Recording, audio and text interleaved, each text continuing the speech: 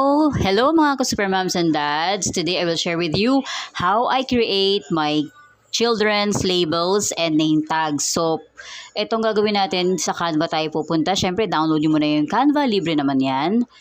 So, pupunta kayo doon sa tags. Yan. Click nyo yung tags. Tapos, pipili kayo dyan ng mga designs. Maraming designs dyan.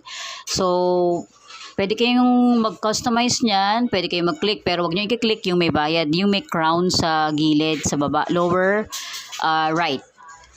So, pipili kayo dyan, pwede kayong mag-customize, pwede kayong gumawa ng sarili nyo, click nyo lang yung blank. But, yan, wag yan, kasi yan yung may bayad. Gumawa ako kahapon, nag-ano ko dun sa boy na anak ko, yung outer space naman. So, since girl yung akin, ngayon gagawan ko siya. Try natin ito kay Christy. Ayan. Tama ba ako? Christy ba yung nakalagay? Okay,